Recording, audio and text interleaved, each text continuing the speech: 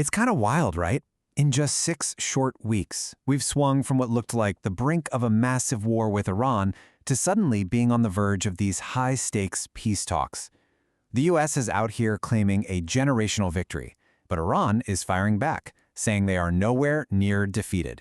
So, what is really going on? Let's unpack this incredibly complex dance between combat and diplomacy. Okay, so here's how we're going to break this down. First, we'll look at the massive U.S. military strike that kicked this whole thing off. Then, we'll dive into the sudden pivot to a ceasefire and, the very confusing messages coming from all sides. We'll also dig into the huge economic fallout, because this crisis is big, and see how the rest of the world is basically being forced to get involved. It all started with Operation Epic Fury, this huge U.S. military campaign. And let's just say the language they used to describe its success was, well, it was anything but subtle. I mean, listen to this quote. That is an incredibly bold claim from Admiral Brad Cooper, the top U.S. commander in the region. He's not just talking about a tactical win here. He is declaring that Iran's entire military has been crippled for a generation. This is the official U.S. story, and it really sets the stage for everything that follows. And to pull off a generational defeat like that, well, it took a massive force. We're talking 50,000 American service members mobilized for this operation in less than 6 weeks. This wasn't a small skirmish. This was, as the Admiral himself said, a mission of profound consequence, designed to totally change the game. So the U.S. is saying this whole operation was surgical. They weren't just hitting random targets. They were going straight for the heart of Iran's ability to project its power. They went after everything: missiles, drones, naval bases, and even the factories that build all this stuff. Just think about it. They tried to dismantle 40 years of military buildup in a matter of weeks. But here's where it gets really interesting. After such a massive military blow, you'd expect more of the same, right? Well, what happened next was pretty shocking. The entire narrative shifted, almost overnight, from fighting to talking. And just like that, this 2-track diplomatic process pops up. On one track, you've got the US and Iran meeting in Pakistan. On the other, Israel and Lebanon are supposed to negotiate in Washington. This is a pretty classic diplomatic playbook, right? You tackle the main conflict and a major proxy war at the exact same time. And to show just how serious they are, the U.S. isn't sending some low-level official. No, they're sending Vice President JD Vance to lead the talks. That's about as clear a signal as the White House can send. They want a deal, and they seem to want it now. But here's the problem. Even with these talks planned, the key players are sending out wildly different signals. If you listen to what they're saying in public, you can hear some really deep divisions and completely different takes on what's even happening. I mean, just look at this contrast. You have President Trump talking optimistically about peace, even saying Iran has been conquered. But at the very same time, Israeli Prime Minister Netanyahu is flat out saying there is no ceasefire in Lebanon.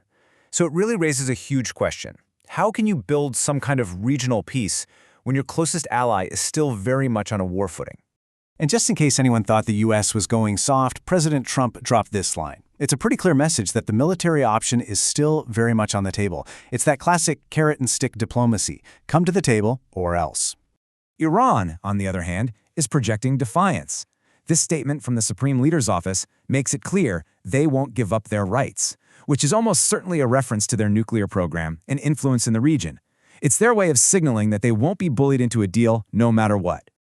Okay, so this conflict isn't just about military posturing and tough talk. It is having a huge and immediate impact on the global economy, and it all comes down to one critical choke point.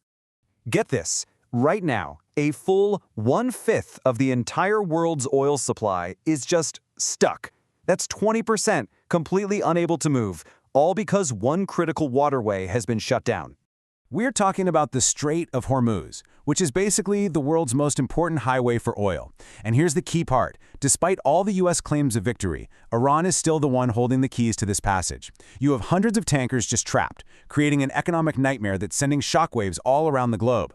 Now, officially, Iran's story is that the closure is because of technical restrictions. But let's be real here. This is a massive bargaining chip. By controlling the strait, Iran is effectively holding the global economy hostage, and that gives them some powerful leverage going into any negotiation. So, when you take 1/5 of the world's oil offline, other countries aren't just going to sit back and watch. The international community is now being forced to get involved, and the pressure to find a solution is really starting to build. And this is what that international pressure looks like in action. We're actually seeing a coalition start to form. NATO members are saying they're ready to help. There's a French-led mission being planned to reopen the strait. Dozens of countries are scrambling to figure this out. The world is just not going to let this stand. And this quote from NATO's chief, Mark Rutte, is really telling. The alliance is mobilizing support, sure, but listen to the goal. It's not just to reopen a shipping lane, it's to ensure the powerful U.S. military succeeds. This is about the entire alliance getting behind the broader U.S. strategy. So where does all this leave us? We've got a declared military victory, but a closed waterway. A big push for peace talks, but completely conflicting messages from the main players. We have a growing international alliance, but an uncertain goal. It all leads to the one critical question. Is this the start of a real, fragile peace, or is it just a pause before the next, maybe even more dangerous round of conflict?